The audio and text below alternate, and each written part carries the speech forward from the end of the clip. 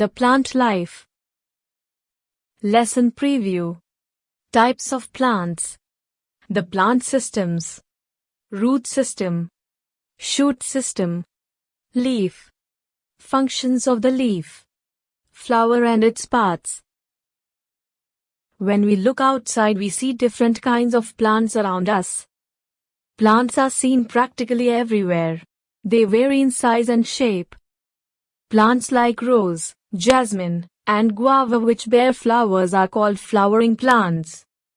Plants like ferns and mosses which do not bear flowers are called non-flowering plants. Types of plants. Plants can be classified on the basis of size and type of stem into the following 5 types: herbs, shrubs, trees, creepers and climbers. Herbs. Herbs are very small and soft plants, usually less than 1 meter high. They have green, soft and flexible stems. Examples of herbs are coriander, tomato, grasses, wheat, mint, etc. Herbs do not have many branches. Tomato, mint, coriander, wheat. Shrubs. Shrubs are medium-sized plants, 1-3 m high, having hard stems. They are bushy with the stem branching out near the base. Examples of shrubs are rose, lemon, tulsi and jasmine. Branching in shrubs starts from near the ground. Rose, lemon, jasmine. Trees. Trees are tall plants, more than 3 m high, having a hard, brown, woody stem. They do not have branches near the ground, but only in the upper part much above the ground. Trees have a long life. Examples of trees are mango, neem, teak, banyan, peepal, etc. Banyan, peepal, neem. Creepers and climbers. You must have noticed that there are some plants which cannot stand erect and they spread out on the ground. These plants are called climbers and creepers. They are different from herbs, shrubs, and trees. Creepers are plants like watermelon, gourd, and pumpkin which cannot stand erect because their stems are weak and spread on the ground. Climbers are plants which climb up taking the support of other trees or other artificial support. Examples are peas, grapevine, and money plant. The plant systems. Different parts of a plant perform different functions to keep the plant alive and enable it to grow, flower and reproduce. All flowering plants consist of 2 important systems.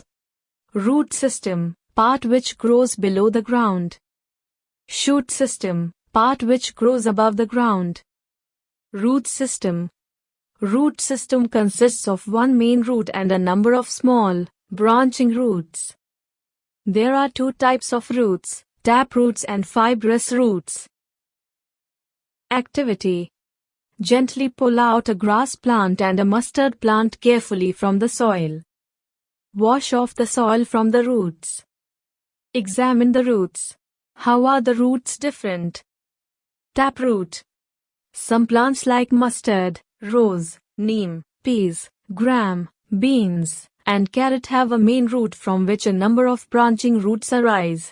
The main root is called the taproot, and the branched out roots are called lateral roots. Fibrous root. Some plants like grasses do not have a main root. There is a cluster of roots all appearing similar and these are called fibrous roots. Some other examples of plants having fibrous roots are wheat, maize, and barley. Functions of the root. Roots fix the plant firmly in the soil. Roots absorb water and minerals from the soil and help the plant grow. Water and minerals reach the stem and the branches with the help of tiny tubes present in the roots and stems. Roots help to prevent soil erosion by binding soil particles together. Activity. Try to pull out a grass plant from the soil. It is not easy to pull it out as the roots fix the plant to the ground. Activity. Dig out 2 weeds of the same type without damaging the roots. Cut off the roots of one plant with the help of scissors. Place these weeds in separate pots, and mark them as A and B. Water the plants A and B regularly. Observe the plants after a week. What do you conclude from this? Modifications in roots. In some plants, roots also perform other functions in addition to the 3 basic functions listed above. To perform additional functions, the roots of such plants are modified or specialized. These changes are called modifications in roots. Carrot, radish, turnip. Roots of plants like carrot, radish and turnip store food for the plant which is used by the plant in unfavorable conditions. Roots are modified in some plants to give extra support. Banyan tree has roots growing down from its branches. These roots, when they reach the ground, fix themselves in the soil. Such roots are called prop roots. They support the tree just as pillars support a building. If you observe the plants such as maize, sugarcane or screw pine, kevada plants, you will see such prop roots growing out from the lower part of their stems. These roots lend support to the thin stem and help it stand upright.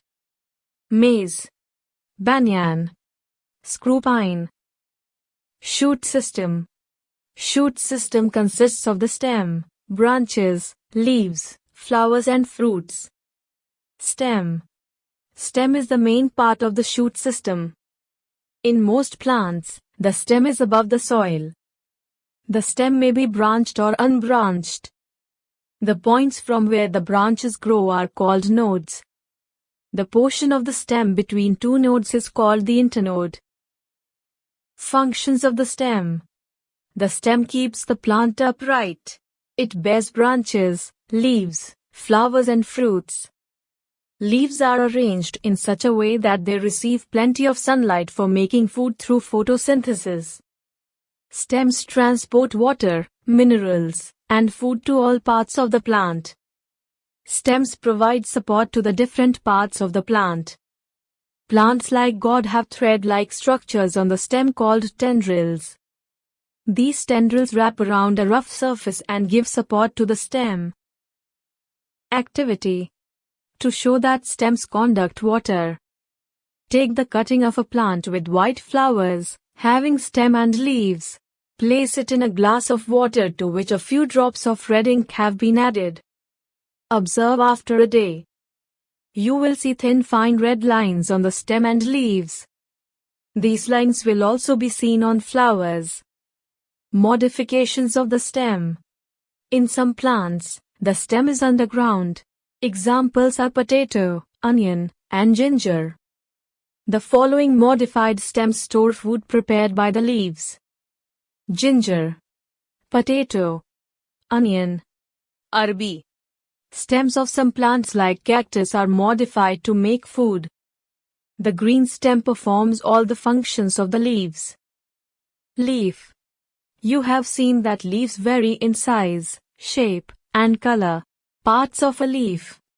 Lamina, leaf blade, it is the flat, green portion of the leaf. Petiole, it is the part of the leaf by which it is attached to the branch or stem. Veins, veins are slender ribs running through a leaf. Midrib, midrib is the thick vein which runs through the middle of the leaf. Activity. Take a leaf and place it under a white sheet of paper. While holding the paper, shade the portion of the sheet above the leaf with the help of a pencil tip sideways. You will get an impression with lines on it. The arrangement of veins in a leaf is called leaf vernation. In some plants, the veins are parallel to each other along the length of the plant. This is called parallel vernation.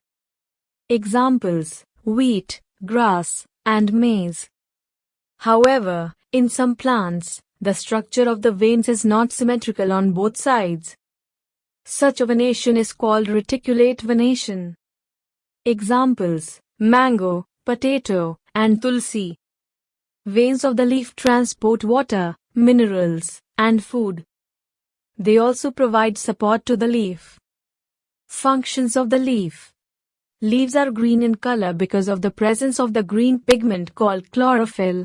They prepare food for the plant using chlorophyll, water from soil, and carbon dioxide from air in the presence of sunlight by the process called photosynthesis. Chlorophyll traps the light energy from sunlight and provides the energy to the plant for preparing food. The food prepared by the leaves is a type of sugar called glucose, which is later converted into starch for storage in different parts of the plant. Plants give out oxygen during the process of photosynthesis. Activity. To show that leaves contain starch. Take a green leaf of a healthy plant.